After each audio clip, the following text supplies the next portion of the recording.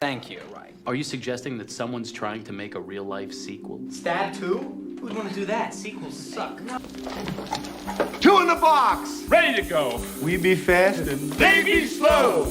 wow! A second Super Saiyan? Second in order, perhaps, but by no means in stature. Your fight is with me now. And when I kill you, I will have killed the last Jedi. Man, I can't fucking believe this. Another basement, another elevator. How could the same shit happen to the same guy twice? Oh, please, please. By definition alone, they're inferior films. Hello, everyone. Welcome to Inside the Sequel. You know what this podcast is. This is where we talk about sequel movies and why they don't get enough love or attention, or maybe you just forgot about. And today's episode, I'm your host, Chris, as always. I have a very special guest talking about very interesting movies. We're talking about Guillermo del Toro's 2008 sequel film, Hellboy 2. Now for our next item, the Royal Crown of Bethmora, a piece from a long-lost culture. Lost? Not at all. Very much alive. And I am here to reclaim what is rightfully mine. Call security!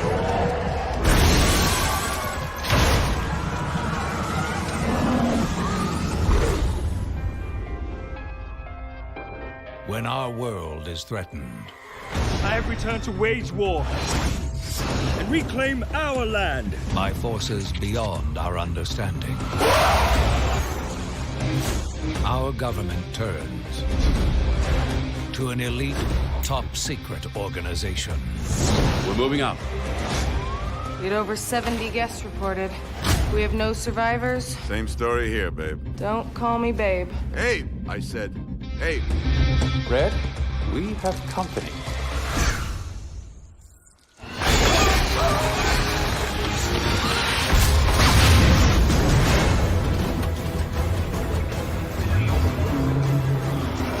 I have a suspect. The Royal Seal. I'm Princess Nuala. My father died to uphold the truce with your world. I will call upon the help of all the children of the earth. The good. The bad. Give it up, Nasty, we can see it. See me? How? How do you see me? And the worst. The Golden Army, the unstoppable force. Oh, crap. Kill them. Wouldn't do that if I were you. They're afraid of me. You have more in common with us than with them, demon. Excuse me. Make the choice. You woke up the baby. And to help me with this one, I called up, it's funny, it's like a gothic movie, and I never thought it was going to be like a gothic movie, and I had to call the most gothic boy I know, and that is Daniel from Cobwebs. Daniel, how are you, bucko?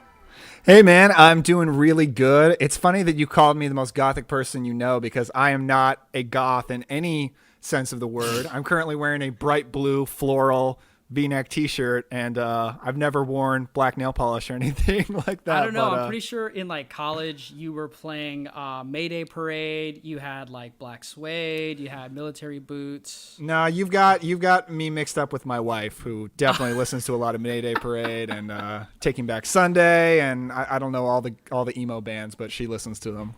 Yeah, Hot Topic is still a place I love to go shop constantly. Oh, sure, man. I mean, they got a lot of like pop culture t-shirts. So I definitely have a lot of Hot Topic t-shirts. Right.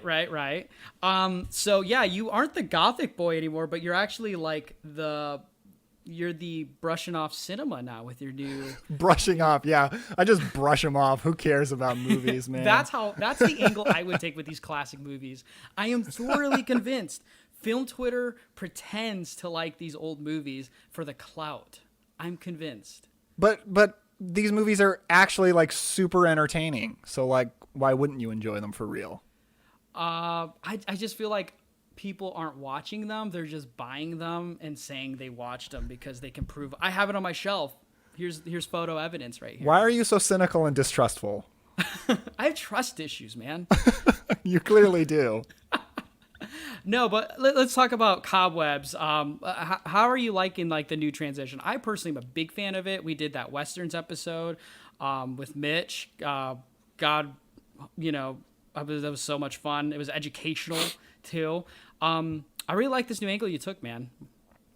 Oh, thanks. I'm enjoying it a lot. You know, kind of a goal that I've taken to it is every episode is almost every episode is focused on one or two movies, but it's really like a conversation about a topic. Often it's an actor or a director.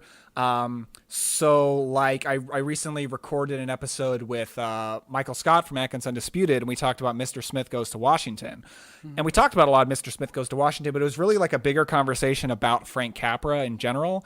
And that's kind of like the direction it's gone, and that's what I'm really enjoying is I want the podcast to be open to people who have either watched a lot of old classic movies or haven't. And like, you know, the Mr. Smith Goes to Washington episode, I think would be good to listen to whether you've seen that movie or if you just want to learn more about Frank Capra. And so that's kind of what I'm trying to do with it. I think it's working out, and I'm really enjoying it a lot. It's really fun to prepare for because I do this segment at the end where we the Cobwebs dusting portion of the show where we recommend more movies from the actor or director we're talking about. And that kind of allows me to watch movies I've never seen before in preparation. And it's good to talk about movies you've seen many times because you really know them. But I like watching movies I've never seen before. So it's really fun to prepare for that section too. Right. And you can tease like the person you're going to be having on with like if you're on Letterboxd or something, you just like put that you watched it with no ranking or review to it as well to keep them on the hot seat. Well, you forget that no one pays attention to my Letterboxd except for you, Chris, but I appreciate you watching that. Every day. I log in there, I refresh, I go through, and I see what my boy's been watching. Why you just stalk, though? You don't log your own stuff. I'm one of those people who like don't want to live their life, but they try to live it through other people. So like I just kind of like read what you've been watching. I'm like, you're a lurker. Yeah. I'm one of these saddest podcasters out there. Like I get senile towards other people. I make fun of my contemporaries, and I just stalk them all the time too. So Mitch loves that. I think that's why Mitch likes me so much. Mitch really, really loves you. I think you're his new favorite person, like crossing his family. You know what's crazy though? I went to Wendy's and ate the chicken sandwich there because he was on a podcast bragging about eating the Wendy's chicken sandwich. I think he's like entered the realm of like influencer now. That was the Let's Talk About Stuff podcast, right? Yep. Did you listen to their Best Action Movies draft episode? Yeah, that's the one where I was referencing, yeah. Boy, that is some madness right there. Yeah, that episode broke my brain. I enjoyed it. Maybe just different breeds, but man, I was really digging it. And one thing that about it that I was like, man, another like, I got like a big shame is like, I still need to watch these Starship Trooper movies. Because like it seems like every turn or every listen of a podcast I have, Starship Troopers is always being talked about. I've only seen the first one. I actually got to see it in a theater. Our mutual friend Seth Garrett and I got to see like a retro screening a few years ago. It is a really fun movie. I've never seen any of the sequels. I think they're all direct to video. Not that that's necessarily a bad thing, but yeah, I've never seen anything beyond the first one for sure. I couldn't tell you what they're called or anything. Oh, Starship Trooper 2. Outer Space Boogaloo or something like that. I don't know anything about these movies. I think that's it, man. When are you going to do, by the way, the Breakin' 2 Electric Boogaloo episode? I still got to watch the first one then. There's so many sequels I'm so excited for, and I think one of them I'm the most looking forward to, and maybe your ticket to another episode of this very prestigious and ultra popular podcast. I think I'm going to start watching these dark stalker movies soon because... Deathstalker? Yeah. What did I say? I'm so happy. Okay, so the first Deathstalker is not good, and it's a bummer. Like, it is a gross, filthy movie, not in a fun way. But the second one is so much fun. And, okay, here's my pitch to you, Chris. So right before the title card comes up in this movie, the main character, Deathstalker, you know, like kind of like does something bad to a bad guy and runs off. And the bad guy, well, who's actually a woman, says, "I will have my revenge," and Deathstalker 2. And then the title card hits, Deathstalker 2. And I'm like, that line needs to be in Chris's Inside the Sequel, like opening theme. Like that line needs to be in there.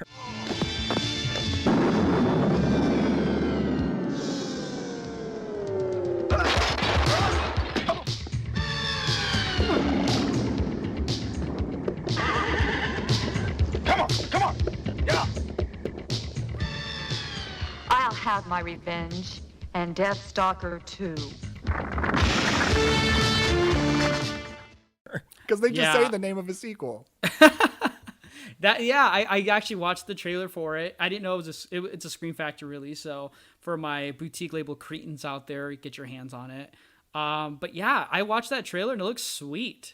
It also looks very sensual, which do we like here on this podcast. So the lead actress is an adult film actress, and she uses her skills that she learned in that industry in this movie. That's all I'll say. Dang, I'm surprised Mitch didn't pitch this to me then. I feel like he would have known the name and everything for it. But we're talking about Guillermo del Toro and Hellboy 2, bud, and you were really excited for this one. I know you had seen them prior to me asking you to be on for this, correct? Yes, these are childhood favorites. That's what I find so interesting. I just watched these movies for the first time, like all the way through. I had seen like bits and clips, on TV.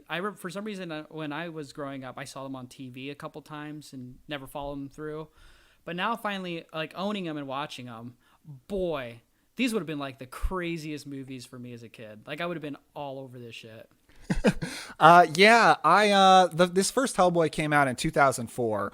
Let's see, in 2004, I was 11 years old, and I wasn't able to see it in the theater or anything. I wanted to see this movie so bad, and when I was growing up, there was a mom and pop video store about a half hour's bike ride away, and I would regularly ride my bike to that video store and just like walk around and looking at the movies. Like I didn't have any money, but I just wanted to look at them all.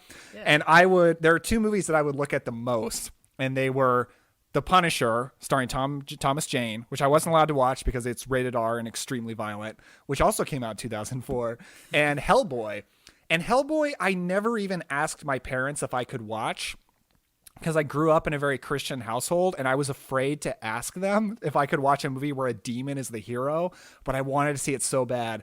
And then one day, my dad just kind of randomly says, "Hey, I heard about this movie Hellboy. I want to watch it." And I'm like, oh my God, like my time has come. It turns out my parents had no problem with Hellboy. I just kind of assumed they would. But so yeah, my dad rented it. We watched it together and I loved it. And I've seen Hellboy many, many times. I love this movie. Yeah, it's so weird that these movies exist in a time in the 2000s where, to me, has some of the best like superhero movies of like that influences me, like the Spider-Man Raimi films, those X-Men movies.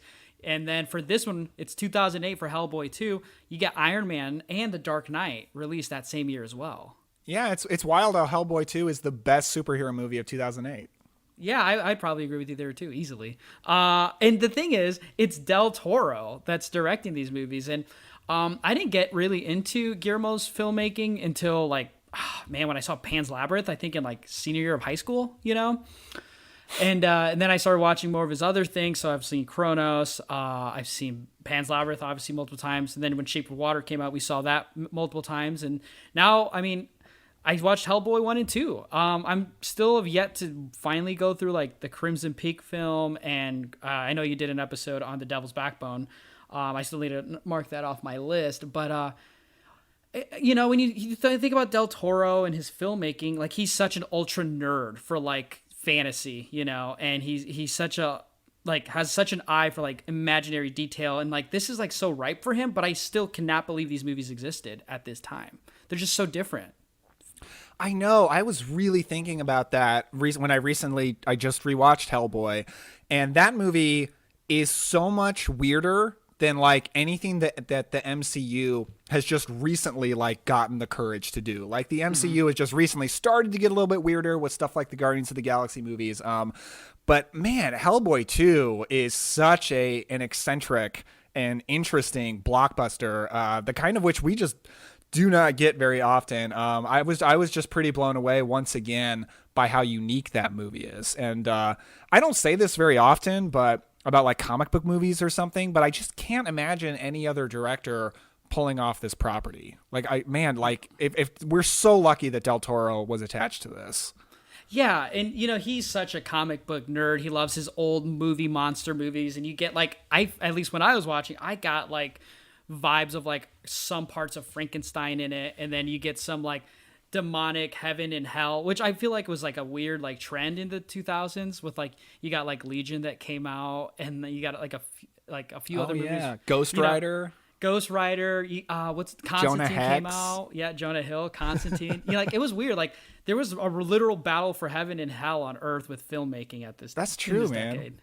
Van Helsing was 2004 too, and that kind of goes in that vein as well. I would too, and shout out to the Catholic Church in that movie. Actually, don't shout out the Catholic Church. But yeah, I feel like if I watched these as a kid, I would probably put this in the same. Well, I still would now too. But like I feel like it'd be more pushing towards Hellboy being like up there with some of the best ever, and I think it is some of the best comic book movies. But also for the 2000s, it's like some of the best movie making.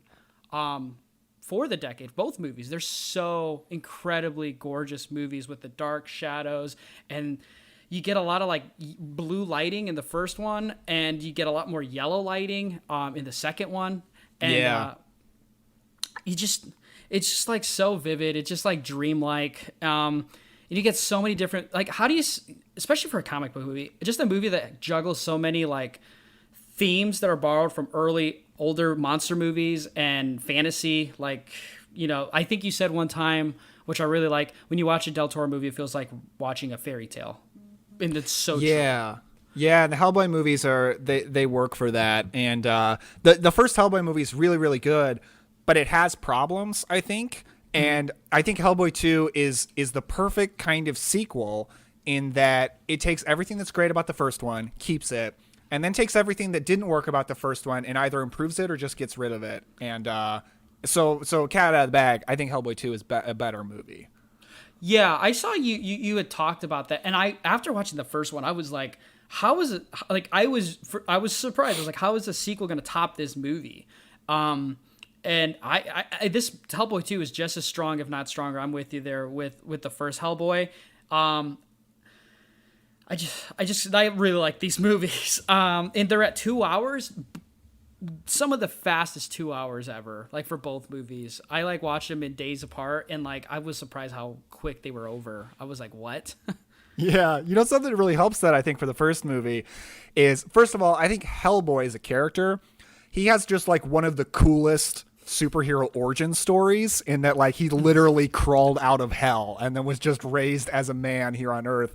But it's also an origin story that they get over within like 10 minutes at the beginning. Mm-hmm. And then the origin story is done. And then you just get to go on your Hellboy adventure, which is unusual for the time and pretty refreshing. Yeah. And I like Ron Perlman as, he worked in Kronos with Del Toro in the 90s, and then he was in Alien Resurrection, and then he's in this. And I think I couldn't think of another actor that could pull off the Hellboy character. I haven't seen the David Harbour portrayal for the new Hellboy movie that came out like 2 or 3 years ago. Mm-hmm. Unfortunately, I should have tried to watch that before this, but at the time, I couldn't think of a more charismatic type of actor and one who's like shredded like him and who looks good in red as well. Also, he has the big jerk-off arm like that we all had as kids with that right arm. Yeah. Ron Perlman, man. I'm often of the opinion that I think people get way too up in arms about superhero casting, because I think for the most part, superhero roles are like, I don't feel like they're that difficult of roles. And like, you can get most competent, good looking actors, just put them in a superhero role, they'll be fine. Like, I don't even think you need a big star to play Batman. Like, you could pretty much get any attractive, good actor. He'll play Batman. He'll be fine. But Hellboy, he is like maybe the only character that I can only imagine one person doing it. And I've seen, so I tried to do my due diligence and watch the David Harbour Hellboy movie before this. Uh-huh. I got like an hour through it. I really, really hated it. I said to a friend of mine, it felt like a frat guy belching in my face for an hour straight. Like, it is just the most obnoxious, immature thing ever. It's a hard R, which is, I think, a bad choice because the Hellboy comics are not R-rated comics. This is not an R-rated gory character, but it's packed with super over-the-top gory violence, but it's all really terrible CGI gory violence that the CGI is, I think, worse than in 2004 Hellboy. But anyway, yeah, David Harbour, like, he's okay, but he just doesn't feel like that character. He feels like David Harbour in makeup. You know what I mean? And like Ron Perlman, I forget it's Ron Perlman. Like he just so embodies Hellboy. He's so perfect. Yeah, and at that time, you think about the movies that were coming out for, especially because I watched the special feature for the first one, and what Del Toro did his homework. He read through these comics. He brought in the creator of the comics onto the writing staff. Del Toro is on the production team. He's the writer. He did the directing, obviously. He knew about this character and was passionate about it. And I feel like that's so important. I don't know with like how many directors, and I might be wrong, and it just might be naivety, but like, I mean, I don't know if like a lot of directors like give that much effort into the work that they're going to be putting out for like something like a comic book movie. You know what I mean? And I feel like I totally trust a Del Toro type of director who's passionate in almost all of his movies he puts out. And it translates to the screen. Like I genuinely was interested in like the Hellboy universe, and I haven't read the comics, but it just felt like such like passion was put into it. And I think I sometimes you don't get that with comic book movies today. And I'm not here to say like modern comic book movies today are like not as good as they used to be, but there's some element of like lack of passion sometimes, depending on which superhero movies you're watching, I feel. I know what you mean. Gosh, I feel like, so Twitter recently, sorry to bring up hashtag film Twitter, but we love it here. It's been so heavy in people just griping about superhero movies. That seems to be all anyone's talking about anymore, is just how much they hate the MCU, which is weird because everybody goes to see all the MCU movies. So it's like, well, if you don't like them, stop watching them. But on one hand, like I like these movies, but I get a lot of the complaints. I get how homogenous they often are. I get the sameness that there not always is, but there often is. But it is even more obvious when you watch something like Hellboy, and it's just so creative, and it's so from an authorial voice. Like it's just so Del Toro, and it's just so much more bold and interesting and memorable than almost anything you're going to get out of the MCU, even though, once again, I like the MCU a lot. I always go see those movies, but these Hellboy movies are better than almost anything that we get nowadays. I would have to say it's just, they're just more interesting. The characters are so well drawn, but also I think they have legitimately good action scenes. And I do think like the MCU is lacking in the action department these days, or I think they always have. Like, I think everyone always agrees that like the fight at the end is always the least interesting part of any superhero movie. But it's not every superhero movie, because like the Sam Raimi Spider-Man movies, great fights. A lot of the X-Men movies, especially like the uncut version of the Wolverine, great fights. And I think Hellboy has really, really good action scenes, especially the second one, because you've got like Luke Goss doing those awesome martial arts. It's great. Here's the thing. And it's funny because Hellboy 2 comes out 2008, and basically I feel like that's when everyone was like, you know what? Superhero movies, they're serious. They're hard-boiled. They're gritty. They're for us mature comic book fans, But even in 2008, Hellboy 1 and 2, they have a charm to them. There's a breath of fresh air that it's like, Hellboy is this funny guy who has sentimentality. It's like, it's kind of nice to have like movies that were closer to what like Iron Man and these movies were coming out. And it's like, this like very singular stories with a lot of good meanings to them. And I don't feel like I have to like hate the world after watching them, or like, the world's a horrible, scary place and we need like vigilantes. You know what I mean? Okay, wait, which superhero movies make you feel like you hate the world after they're over? I'm pretty sure The Dark Knight makes you feel like that. Like you just like I don't think I do. The underbelly and like the political corruption, and then it's just like, man, Nolan was really speaking facts in 2008, even though that's a universal truth. But I still like Dark Knight. But just like, and yeah, again, I don't really want to get into it too much, but like, yeah, I feel like everyone's either complaining about superhero movies need to be more serious, or superhero movies need to stop being so formulaic. But at the same time, I do like some of those themes in our modern superhero movies. But just for something like Hellboy, it just feels like an adventure, like it feels like one whole adventure. And the adventure is just like about Hellboy as a character. And the way Del Toro just developed Hellboy as a character along with the side characters, which we need to get into, because like I loved Abe. Doug Jones is such a pleasant to see in Hellboy 1 and 2. I love him personally more in 2 as well. I loved how John Hurt, the father, I feel like his sentimentality. I said Hellboy 1 feels like how a father-son relationship is when that son is coming to an age where he doesn't think he needs his father, and I think that has a lot to say about that and like maturity and like positive masculinity, because Hellboy, he has like these flaws, but he still cares about the people he's protecting. And he has like these adolescent moments there he doesn't follow the rules and stuff, and it feels like something like a Wolverine type that people gravitate towards more, but there's so much of a heart there, that makes you want to love Hellboy. And in Hellboy 2, I feel like we get a lot more progression as well with the character. Yeah, first of all, John Hurt, I love the way he says Hellboy. He's just always like, Hellboy. I call him my son. Hellboy. No, yeah, that's one thing that's great about the sequel is it moves the characters forward.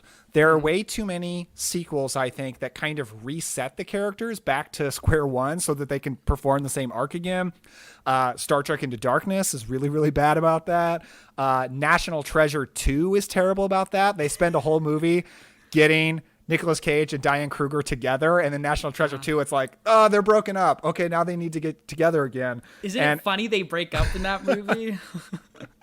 It's so that Nicolas Cage can have that meltdown at the museum and do the English accent and say governor or whatever he says. When are you going to do it in the National Treasure 2 episode, by the way? Oh, don't worry. It's already in the works. Oh, good. But yeah, I mean, they, in the first movie, they get Hellboy and Liz together, which, by the way, I love that couple. That's one thing that I love about the first movie is it kind of makes you think that maybe Liz is going to end up with the normal guy who's Myers. Yeah. And at the end, they're like, nope. And Del Toro was like, fuck that shit. She has ended up with the monster because I love monsters because I'm Del Toro. So I love that. And I love the very ending to Hellboy when he says that, I said to those on the other side, for her, I'll cross over and then you'll be sorry. And that's why she came back to life. That's just such a great romantic moment. But yeah, in the sequel, they don't break up. It's about how do they function as a couple and like how are they going to move forward as a couple with like having a baby. And even Abe moves forward into like having his first crush, basically. It's really good. It's really, really good about that. It makes me so sad that we never got a third movie because there's definitely more story to tell here. Like they're setting up for things, not obnoxiously setting up for things in like an Amazing Spider-Man 2 way, but setting up for characters to move forward in certain ways. And it sucks we never got that third movie. Really sad. Yeah. It could have been a trilogy. Spider-Man got his trilogy. We should have got a 2000s. X-Men got a trilogy in the 2000s. Why didn't we get a Hellboy trilogy? X-Men got 2 trilogies and then more. Well, wherever it's at now, right? But I do think in Hellboy 2, because I'm with you. I like that one more. Again, another movie. The movie starts with a very quick prologue about a very young Hellboy living with John Hurt. It's a Christmas movie, by the way. Yes, it is. Hellboy 2 is a Christmas movie for those who are looking for something in December to watch. And I also love how, I'm curious. The things you said you didn't like in the first one that it gets rid of and like ignores or updates. I'm curious to know what the ones you had, because for me it was definitely like the human character from the Myers. first movie. Yeah, he's gone in this movie, which I thought was a better improvement. And also, like, the villain, so much more in this movie than in the first movie. Even though I like that Aldrich kind of, like, Lovecraftian type of element to the first movie that's absent in the second, I still think the villain and the motives there are so much better in the second movie. Could not agree more. Yeah, Myers does not bother me in the first movie, but he serves a function. Mm-hmm. But this movie rightfully recognizes that his function is over. Like, he's the audience surrogate into this world. But by the second movie, we don't need an audience surrogate anymore. Hellboy's the main character. We don't need Myers anymore. So that's a really smart decision. Hellboy has a villain problem in that the villain is just super, super generic.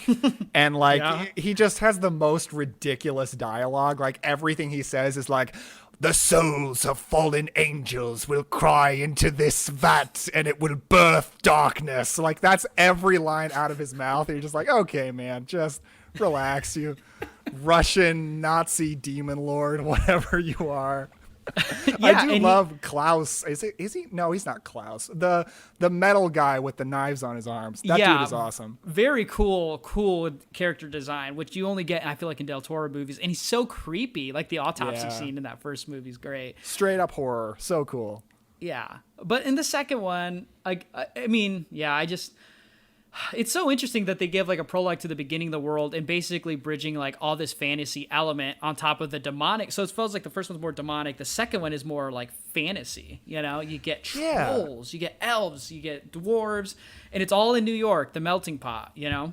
That is a great point. They're the two movies, both action adventure movies, but they're both like kind of different genres. And the Hellboy is kind of more of a horror movie, and Hellboy 2 is more fantasy. That's a really good point. That's what we try to do here. We try to get people to watch these films. Chris, you are an intelligent movie watcher. Well, here's another piece of intelligence that I like. So both movies speak a lot. There's a lot of good messages in this movie, and I'm not saying like, you know, this is a movie that's gonna be such like a educational thing or anything. But I do like in Hellboy 2.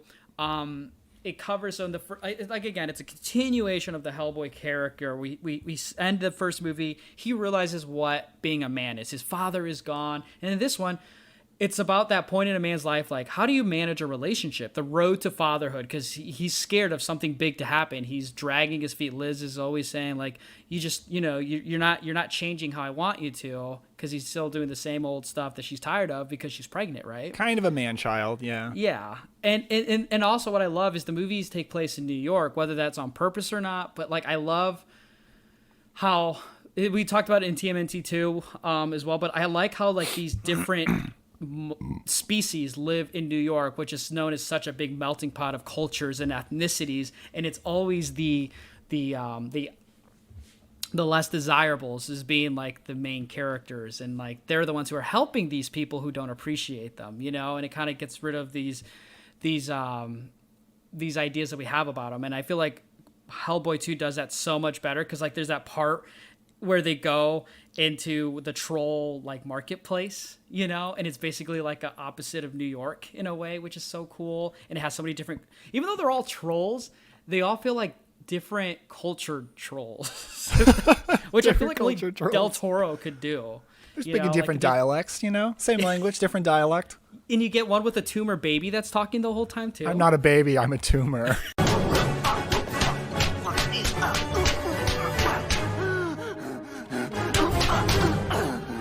Chattier now? Never talk. Yes, we will, only don't hit me anymore. Chicken. Who bought the tooth fairies? Prince Nuada. They say Prince Nuada broke the truce, and now there is talk of war. A war with the human world. Sorry, kid. That's all right. A nice baby. I'm not a baby, I'm a tumor. Like, what the hell is that? I love that dialogue. You know, speaking of New York, last night I went to the theater and I went to see In the Heights. And then this morning I watched Hellboy 2. So I watched two great New York movies right in a row there. That's your double feature, folks. Wow. Lindsay right now is typing this in and going to be like, okay. In the Heights and Hellboy 2. In the Heights was really good, by the way. Really enjoyed it.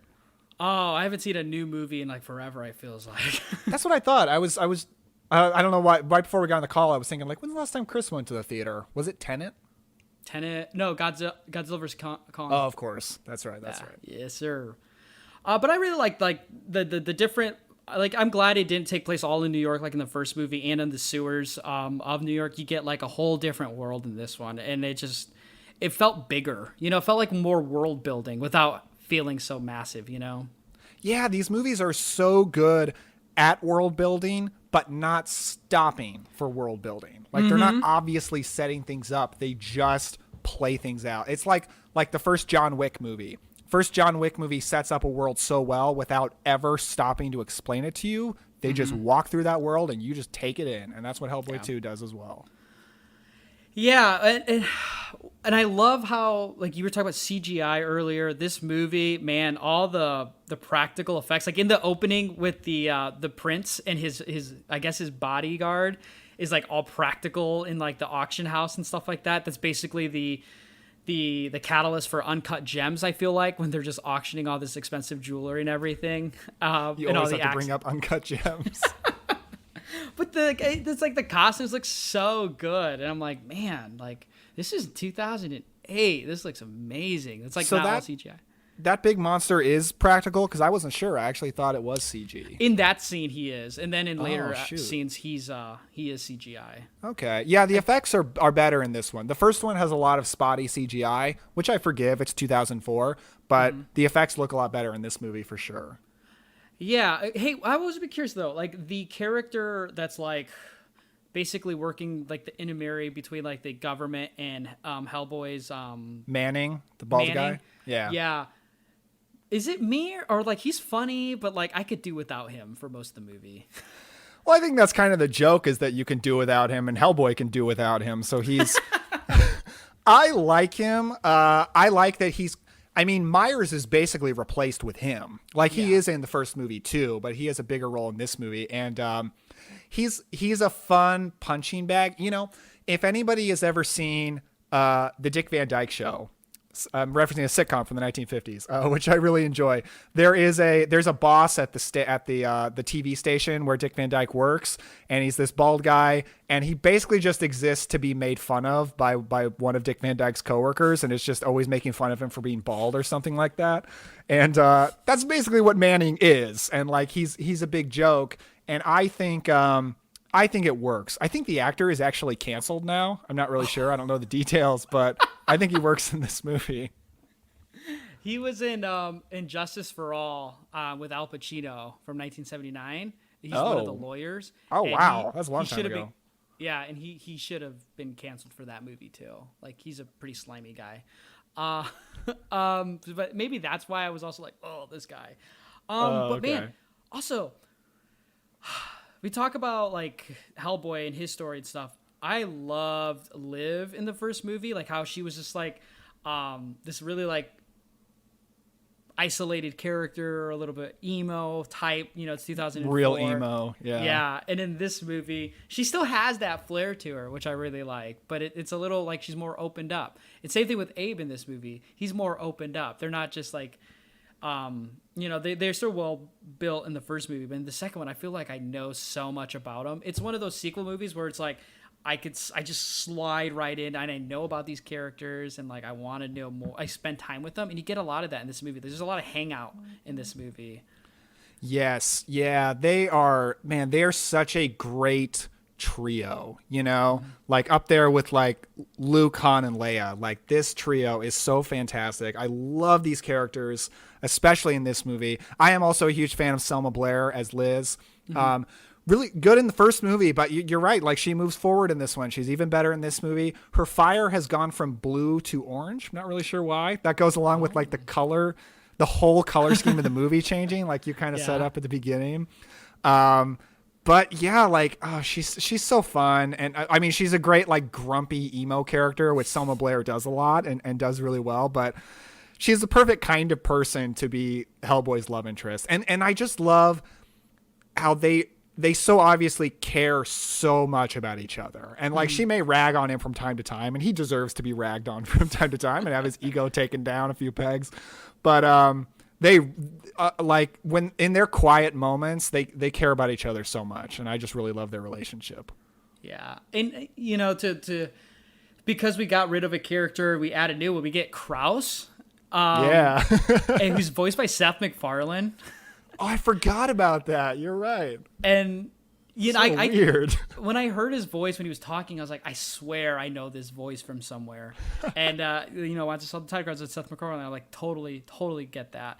You know, I like the Kraus character. It's a little bit of a weird one for me, but it fits in this weird world that like Hellboy 2 is. Like it's like I feel like it is on Earth, but like it feels like so away from like the normalcy like the first one kind of tries to keep with it, you know?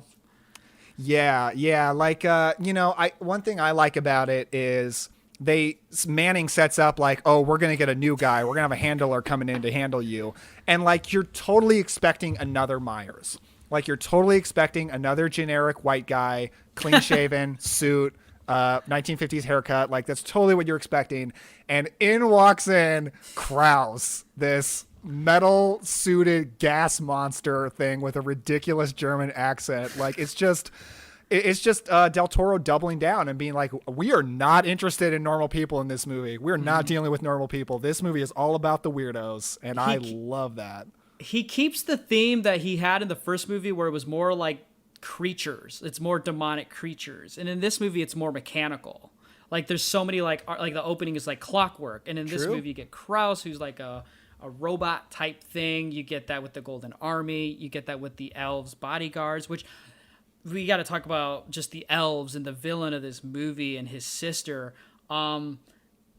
So they technically live like underground New York, if that's what I understood correctly, like the setting. Yeah, I don't know. This movie assumes that like there are so many areas on Earth that are just populated by all these crazy monsters, and I'm just kind of like, where are these places where all these monsters are just vibing and we never see them? I don't know. It's fine.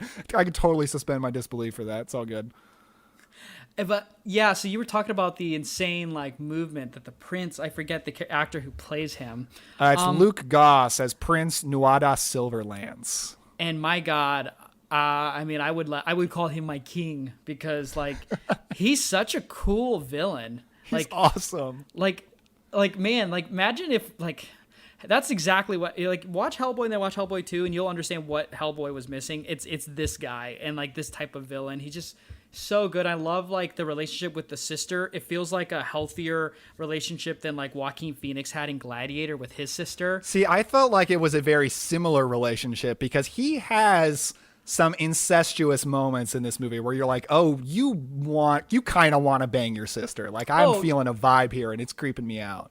Oh yeah. But I just, maybe it's just because they're, yeah, I don't know why I think it's healthier, but like, yeah, they totally want to bang. I don't know. Maybe it's because it's like. I mean, she doesn't. She's totally creeped out by it, but I feel like incest is such a great shortcut for creepy villain. Like, all you have to do is show your villain acting lustful around his sister, and like, we want that villain to die. We're just like, this is a super creep.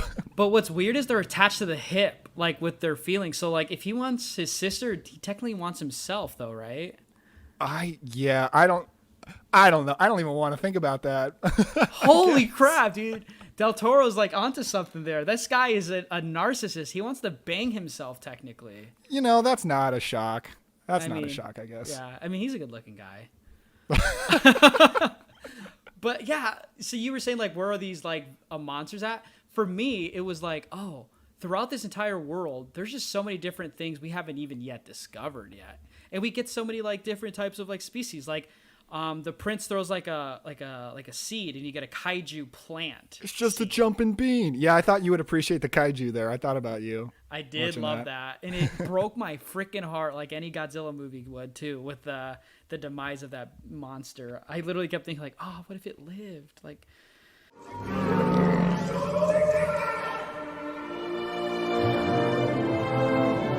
Demon, what are you waiting for? This is what you wanted, isn't it? Look at it. It's the last of its kind. Like you and I. You destroy it, the world will never see its like again.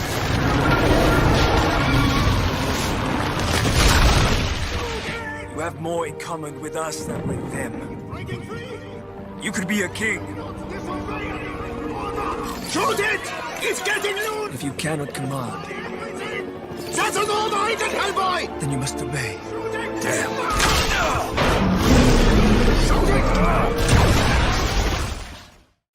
Anyway. But yeah, the prince. Man, if you're a martial arts lover, you're gonna love some of the action moves this guy has, eh? Oh yeah, like he is an incredible martial artist in this movie. Very, very cool. All the flips are just awesome. Yeah, his fight scenes are great. He's got a couple of fight scenes with Hellboy that are awesome. Like some of the better action scenes in this entire genre, I think. He reminds me of Killmonger in Black Panther. I don't know if you thought about that. Oh, that is good. Yeah, he's a little bit of similar motivations and a little bit of a similar attitude. He opens up this theme that I thought was really interesting in the movie that I thought about in the first movie, and I was glad the second movie addressed it, of like Hellboy is a monster who is helping humans kill all the monsters that they're afraid of. And it's, you know, where's the point where he's maybe betraying sort of his own people, and Prince Nuada opens up that question for him. And even like, you said you were sad when the kaiju died, and Nuada's like, this thing is the last of its kind. If you kill this, it's going to be gone forever. Are you sure you want to do that? And he still does it. But he opens up this sort of morality question for Hellboy that I'm not sure he was really dealing with before, and leads him to, spoilers, quit the Bureau at the end. And I like that this movie addressed that question. And I like that the villain, although he's a bad and creepy guy, introduces moral questions for Hellboy to deal with in the same way that Killmonger does for T'Challa and Black Panther 2. That is true. That is a good point, because like Killmonger's like, everyone outside of Wakanda is bad. And in this movie, he's saying humans are bad. That's why like that pact that they had, he wants to break, Yeah. A lot of like, what's really cool in this movie is that there's like a lot of like relics used in this movie. And I feel like whenever you watch like a Del Toro movie, it's like objects have like so much like meaning, like there's like there's the video games that are called Dark Souls, and like every item in that video game has like a description and like a little history excerpt for it. It's insanely detailed, and I feel like that I felt a lot of that in this movie, much similar to like the first one, but there's way more gadgets in this movie. Like there's relics, they talk, there's like more like gadgetry. There's like little like there's the 3 pieces to the crown that they have to get. The clockwork that's there. A lot of MacGuffins. Yeah.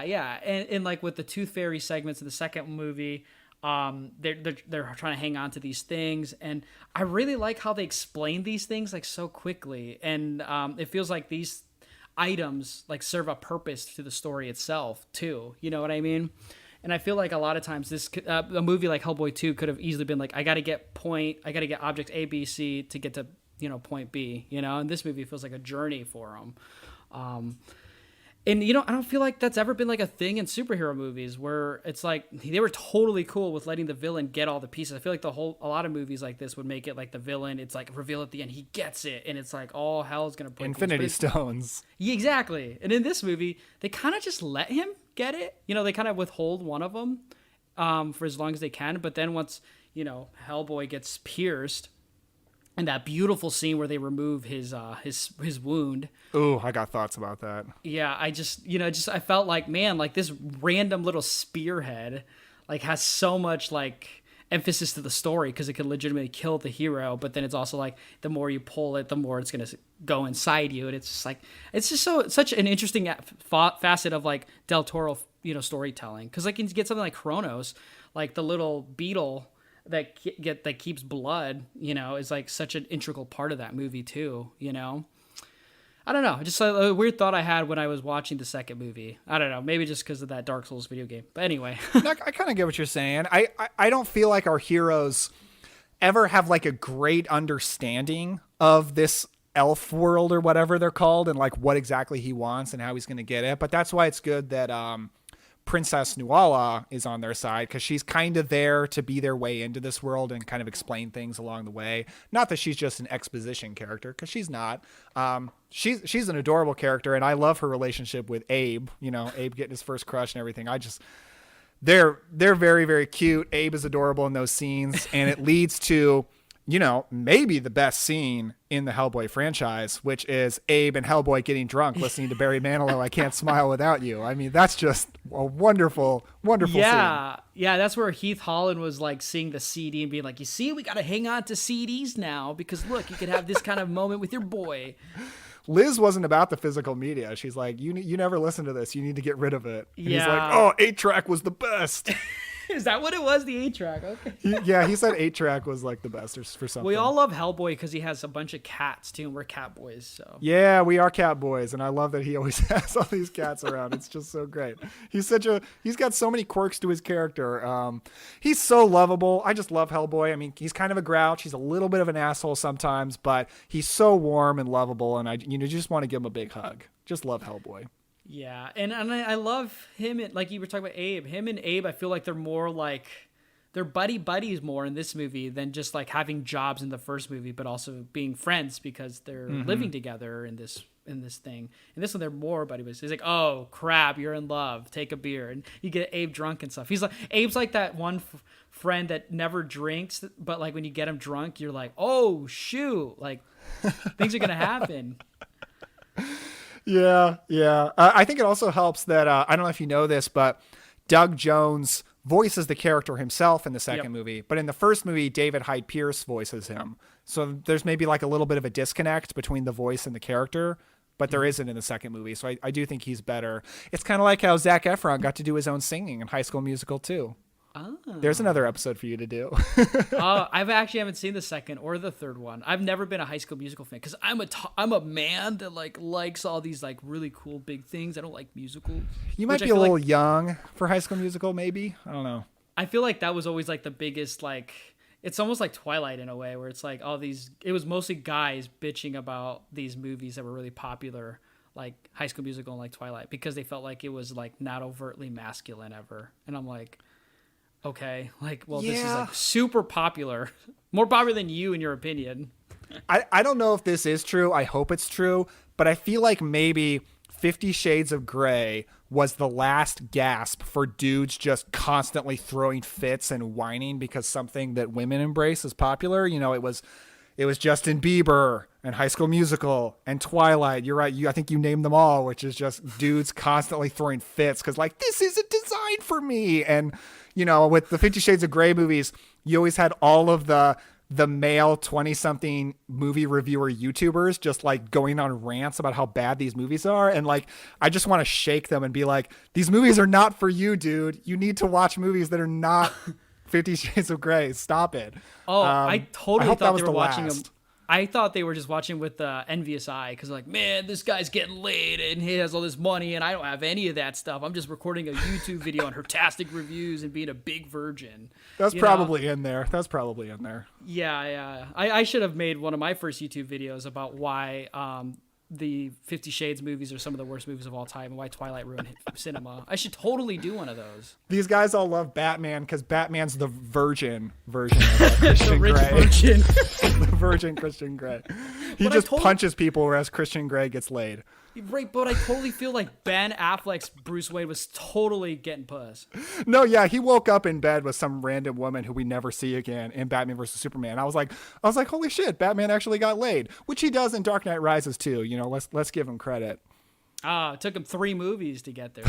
It did. Oh man, what are you doing, Bruce Wayne? Seriously. Hey, so like Abe, he looks totally like Shape of Water's monster. I wonder if that's by accident or not.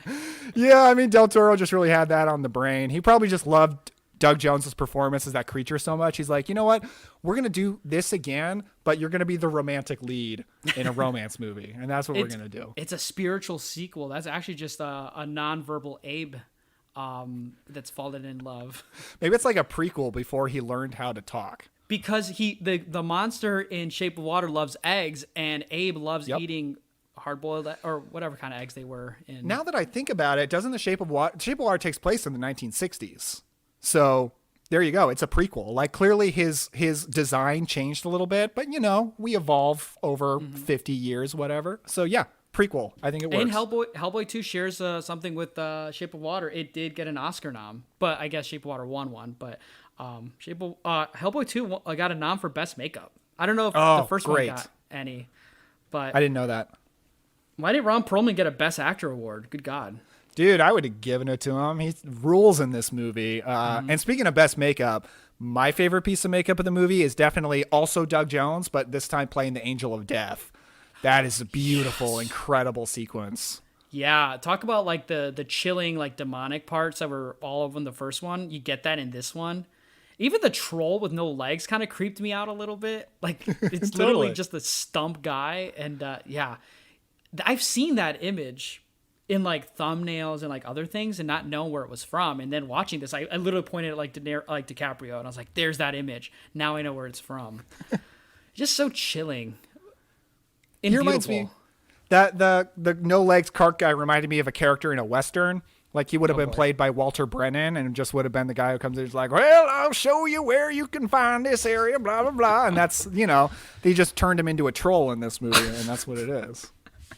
So I'm telling you, Hellboy 2 is influenced by Westerns. Oh, man. Ugh. But yeah, so talk to me about this demonic angel thing. You said you had some thoughts on it. Oh, not too much other than the fact that I think it's beautiful and the makeup is amazing and it's super creepy. I just think it's a gorgeous sequence. And it also continues to set up what's being set up in the first movie, that Hellboy's destiny is to bring about the apocalypse, to bring about the end of the world. And like, that's why I want that third movie that's going to deal with that being set up. Like, I want a third movie to deal with him bringing on the apocalypse. Of course, he won't really bring on the apocalypse. I don't want Hellboy 3 to end with the end of the world, but I want it to deal with that destiny. And I want a third movie for their kids, their twins. I want them to be born. It'll be like the Shrek movies after the second Shrek movie where they get babies and then they're the third movie or whatever. Sure. Yeah. I've never seen them, but okay. Shrek is basically like Hellboy, only he's green, but he's still like insanely strong and is supposed to be this evil guy, but he actually has a heart of gold and has some comedy to it. I'm not a Shrek fan, but I'll give that to you. I'll give it to you. So yeah, that reminds me, the whole prophecy of Hellboy is to bring about the apocalypse, and you get like an image of that in a scene with like the tentacles coming down and like he's just chilling and stuff, watching it all happen.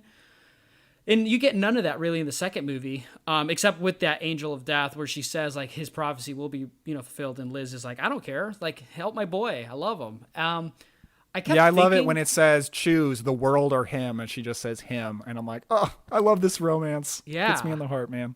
And you don't get like any like doomsday like imagery in this movie, in the second one, but for some reason I kept thinking about the trailer for the David Harbour one, where I feel like that trailer just literally does show the end of the world happening in that whole trailer. And maybe I never, like I said, I didn't actually finish the movie, so I can't say. I'm not down for that. That would feel these movies would feel so weird if like we had that apocalypse imagery like showing up, I don't want these movies to be that dark. I really don't. Like, I think they're sweet movies about family, and they do have, dark stuff in there, but I want them to be sweet movies about family. I don't want them to feel like a frat guy belching in my face, which is what that 2019 movie was. It was just so obnoxious. I can't even describe it to you, man. I just cannot deal with it. Hey, what did you think about the Golden Army? I kind of liked how they were like these clockwork type of things, and I love the part where the prince puts on his thing. He's like, do challenges me and stuff like that. And it feels like such an epic showdown. And it's not like this all flashy fight, it feels like a brawl, It's the fight scene with the Golden Army, I'm not going to lie, it was a little too Transformers to me. While that was going on, I was thinking like, I'm not that interested in this fight of just watching these robots pound on each other. But then when that fight ended and it was Hellboy's like, I challenge your right to rule, and Nuada's like, you have no right to challenge me. And then the princess says, no, he is the son of the fallen one. He is of royal blood. I was like, oh, this is so badass. Mm-hmm. And then when they have their fight scene one-on-one, love that as a climax. Like, that is just a top tier superhero climax fight scene to me. So I don't really care that the Golden Army fight scene was just like, it's okay. It's robots, CGI robots fighting each other. That's fine. Mm-hmm. And I love the villain demise. I've always kind of thought it was weird how after like, especially like these MCU movies, like when the villain's gone, like if it's a human, it's like, oh, they're just a body there, I guess, at the end, right? But in this one, like they fall into stone and decapitate, like they just like crumble up. It's kind of sad and bittersweet, and especially is for Abe, which I kept thinking like, is he gonna just keep the statue and just like kind of keep her there and stuff? But that doesn't happen. Maybe that's just a creepy thing that I thought of. That's a very creepy thing that you thought of. Well, I thought because like when animals die, people hang on to them and like stuff them. I thought it was maybe of that vein. One, I don't think very many people do that. That is a very niche market. And two, I think that's a very different thing, doing that with a person or an animal, personally.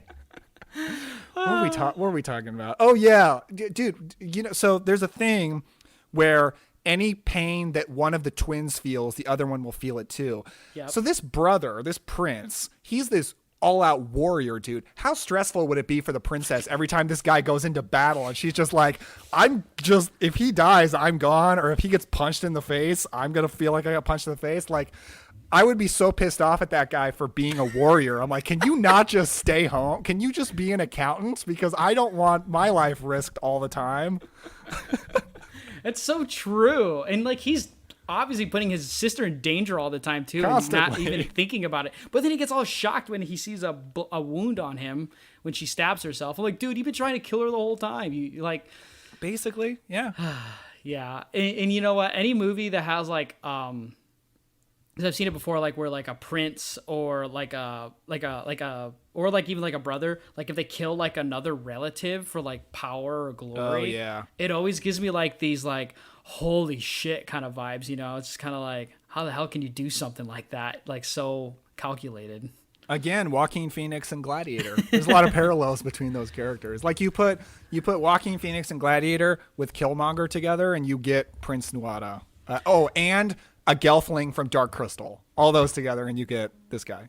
It's weird how this movie like juggles all of these things all at once. It's like Del Toro's a great director. He is a super good director. He's really, really good.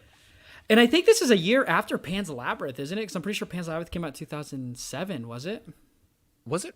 For some reason, I thought it was earlier. Oh, it's 2006. 2006. Okay, interesting. So he had already done Blade 2 and Hellboy before he did Pan's Labyrinth. I didn't realize that. Okay.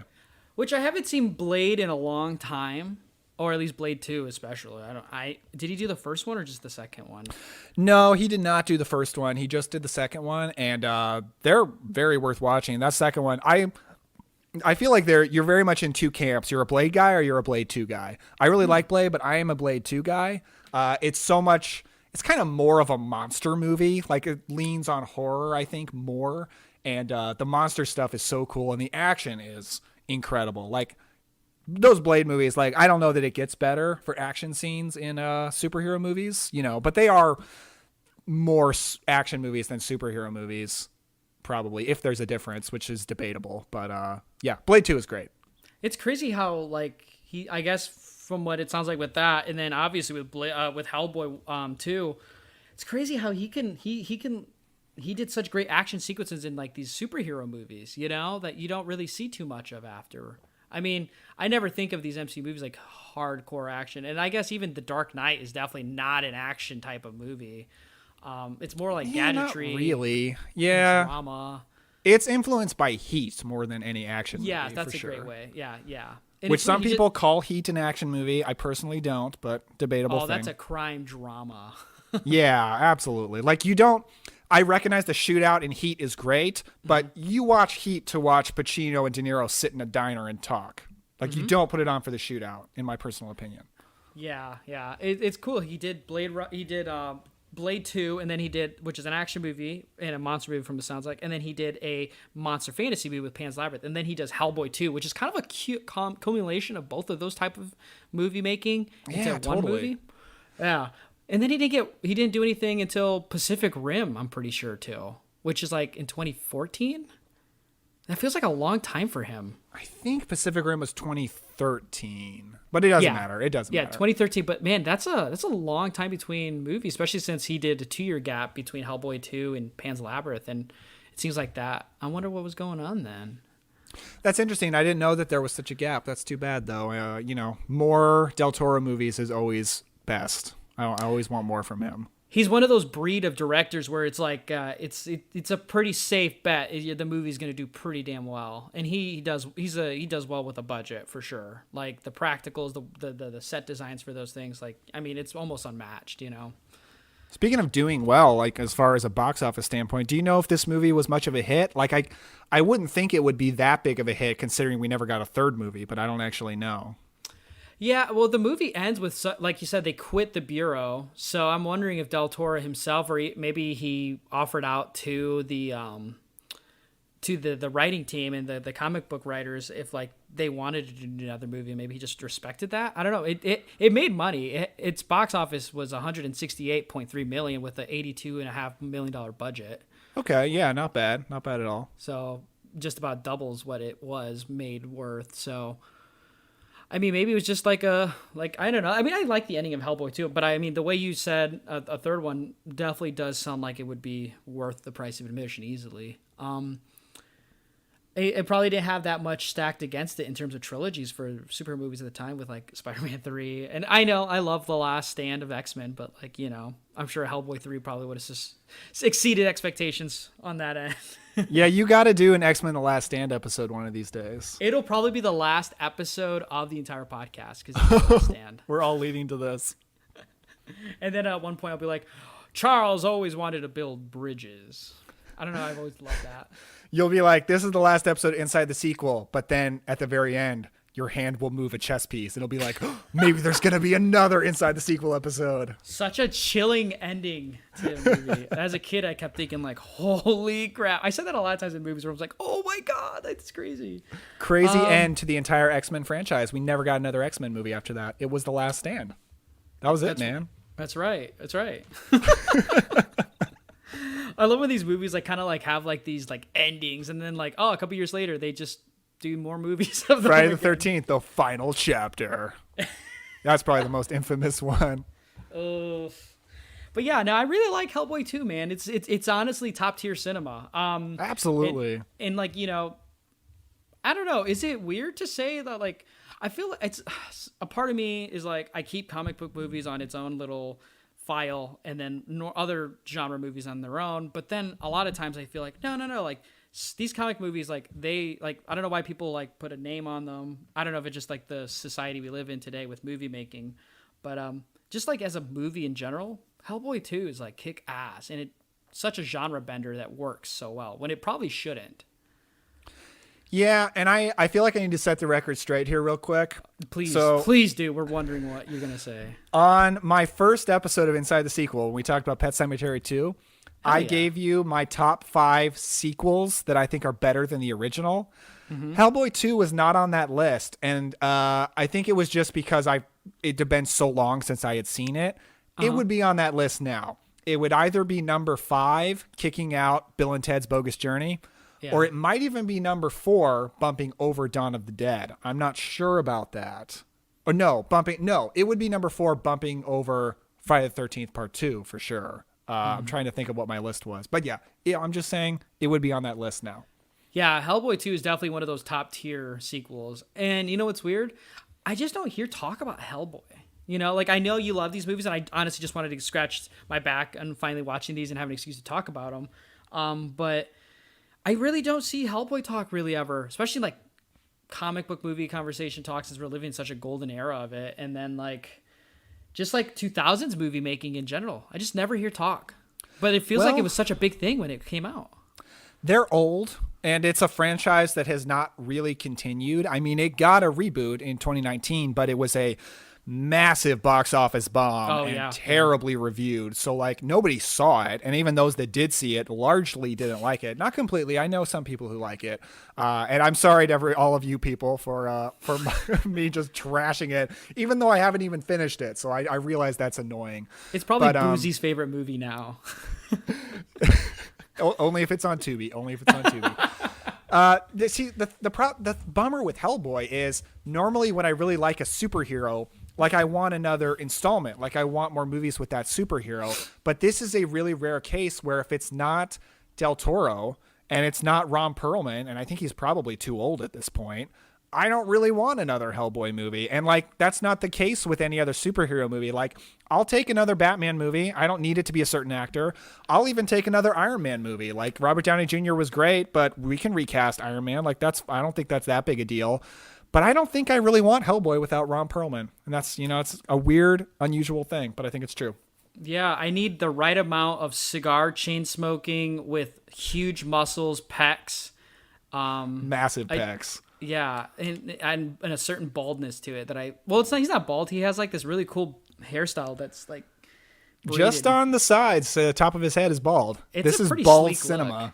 It's pretty sleek, yeah.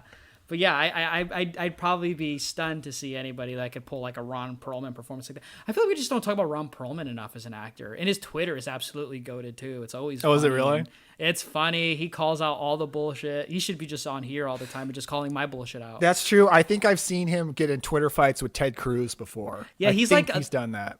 He's like the opposite of James Woods in a way, like he's calling out the bullshit on the good stuff and not just being annoying. He's a good boy. Yeah. Like Devin Sawa. He's a good boy on Twitter too.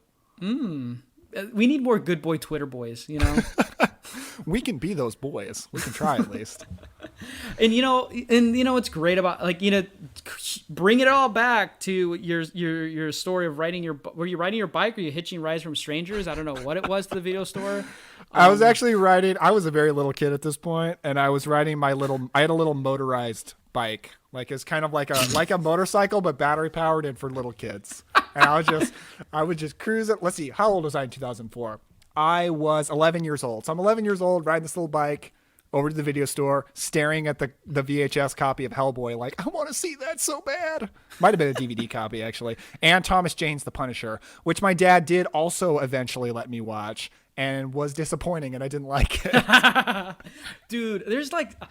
one of these days we need to set aside a marathon day to like watch like these kind of like The Punisher, Jonah Hex, like these type of like not grade A superhero movies from like the 2000s, but like, you know, we should like revisit maybe like not The Punisher because it doesn't sound that interesting from what you're telling me, but like Punisher Warzone, that should be included. But you know what I mean? Like I feel like these like lower tiered superhero movies that got money should be watched and talked about. I don't know. I actually made a list, if you want to hear it. I made a list of my top 5 superhero movies that do not include Marvel or DC. Oh, okay. That's tough. Yeah. So while I was trying to figure out the list, I looked at this IMDb list, and it had like RoboCop and The Mask of Zorro on there. And for the record, I don't really count RoboCop or Zorro as superheroes. That's just me. So those are not included. But my number 5 is The Phantom. Have you seen that with Billy Zane? I've heard a lot. It's fun. It gets made fun of a lot because Billy Zane has, a silly looking purple tight costume. I mean, it looks like the comic book, but whatever. It does look kind of silly, but it gets made fun of just for that reason. But it's a really fun adventure movie, like kind of in the vein of kind of sort of Indiana Jones, kind of sort of Zorro, like they're in that spirit. It's really fun. My number 4 would be Sky High. Yeah. Sky High is so fun. Number 3 would be Darkman. Sam Raimi's Darkman. Man, that movie's great, isn't it? Yeah, it's perfect cinema. Another Del Toro-esque type of movie with like a little horror and superhero, and that's good. Yeah. My number 2 is kind of the outlier. It would be Unbreakable. Yeah. Another really great movie. Really, really great movie. And my number 1 would be Hellboy 2 / Hellboy. It's like, I think I like those movies more than some of like the flagship superhero movies these days. Oh yeah, I totally would too. I would put Hellboy 2. I would put Hellboy 2 on my like top 10 superhero movies of all time. I'm not sure exactly where it would place, but it would be on there somewhere. Yeah, that'd be fun to do sometime. Who has like a superhero podcast that we can invade and do top 10s on?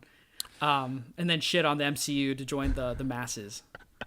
I don't know anyone who runs a superhero exclusive podcast, but our buddy Mike Scott is a huge superhero movie connoisseur.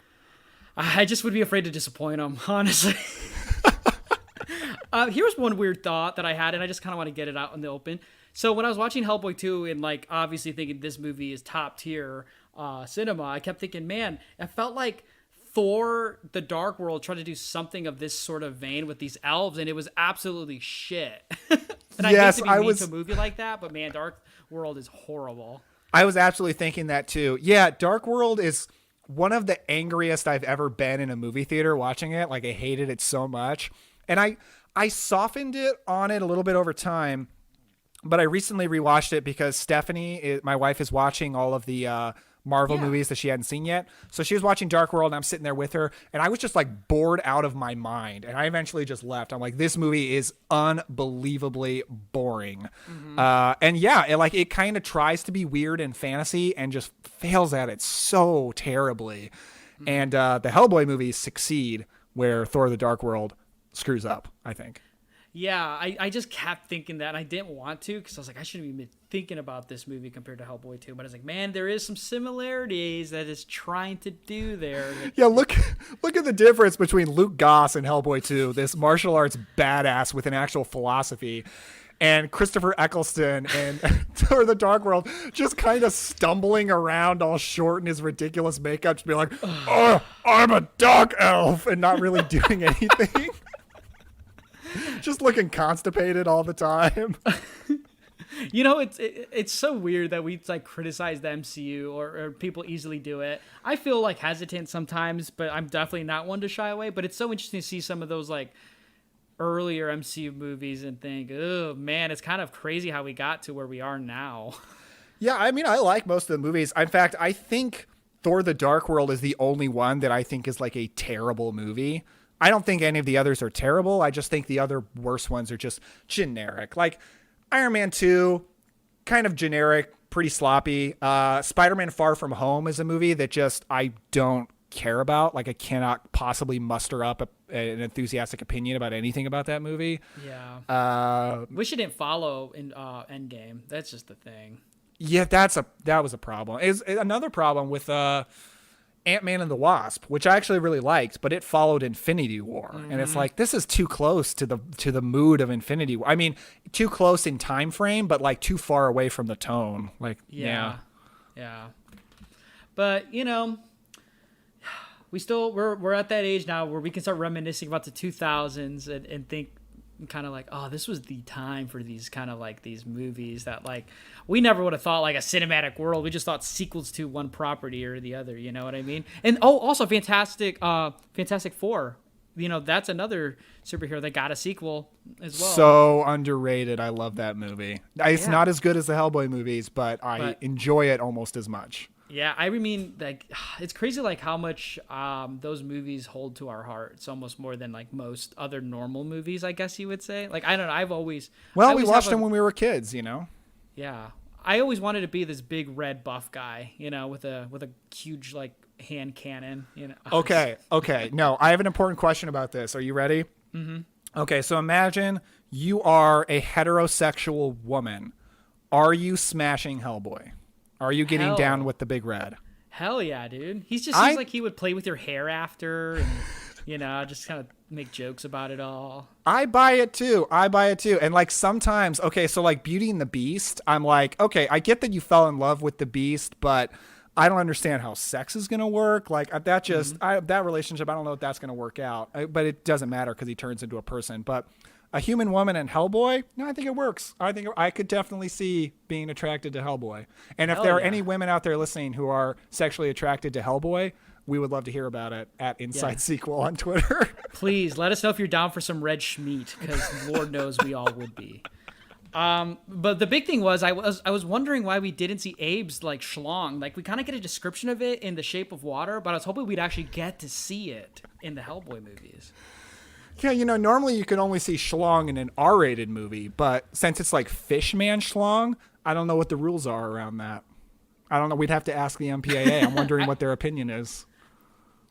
I mean, I still Google search like how amphibian man's meat works because the ways that it's described in the movie, I'm still confused on how I see it. Oh man. Anyway, but hey, bud, so what are you going to be up to now? Like, we just got on here, this big prestigious podcast talking about Hellboy 2 and comic book movies. Hashtag Film Twitter is going to be all over this one, talking shit about the MCU. Like, what are you going to be doing? All they do now? anymore. It's all Twitter does anymore is complain about the MCU. They're going to be like, this piece of shit's like is talk about the MCU and talk about Schmied at the same time. It's just because there's been such a break between MCU movies that they just like, they think they hate them now, but then as soon as Black Widow comes out, Twitter's going to be like, oh, okay, we kind of like this movie. Never mind. Man, I'm going to be simping for that Black Widow movie. I'm like, I'm going to Russia now. I'm just like so going to be simping. Then you can do your double feature of A Good Day to Die Hard and Black Widow. Good Russian action movies, right? Okay, is like Lindsay sponsoring this video because there's a bunch of doubles being mentioned here, and I know she's like writing them down as we speak. Yes. Schlock and Awe, sponsor of this podcast. They paid us a lot of money, so the least we can do is shout them out a lot. It's all that foreign money in Australia. All that Australian money. Anyway, what are you going to be doing on Cobwebs? Actually, I'm glad you asked because I have something kind of special coming up that I wanted to plug. It's kind of a special off-topic episode that we're going to be putting out very early July. But, you know, a lot of people really enjoy the episodes we do of planning a 24-hour marathon. And we're going to do one of those episodes on action movies. It is going to be me and Matt Bledsoe from the Film Feast podcast and Mike Scott from Adkins Undisputed. We are coming together for an off-topic episode on the Cobwebs Podcast. And we're going to be planning a 24-hour action marathon, and I am super excited about that. So that's coming up very early July. Nice. And that's the part of the episode that everyone just fast forwards to get to so they know what to expect for your show next. That's what most people do here. And I'm going to be so pissed off if I don't hear chomping on the mics for that, because I'm convinced Matt needs to have people eating on the Film Feast while talking about films. Oh, you want them feasting. Yes, I want to know what dishes are being consumed during this one. So, Matt, if you're listening, make sure to do that. But no, that sounds great, man. I'll be excited to tune in. Where can people check out the Cobwebs Podcast? You can follow us on any podcast app at we're just called the Cobwebs Podcast. You can follow us on Twitter and Instagram at Cobwebs Pod, and you can follow me personally on Twitter at Epler Daniel. Yes, and he's doing his Junesploitation recommendations, and follow that stream, that thread, I guess is what it's called, because that's where I'm getting a lot of ideas. So make sure to check him out on Twitter there. If you like this episode, don't forget to check out our other stuff, and don't forget to check us out on Twitter. We're at SequelPod. On Twitter, you can follow me at Hertastic_Chris. If you like this episode, if you have some thoughts or recommendations for a future episode, make sure to give us an email at sequelpod@gmail.com. But other than that, Daniel, thank you so much for being on here, bud, to talk about comic book films and just Del Toro and all this wonderful world that is Hellboy. And thank you all for tuning in. And remember, if you don't like early 2000s superhero movies, then do you really care about cinema? Anyway, we'll see you next time.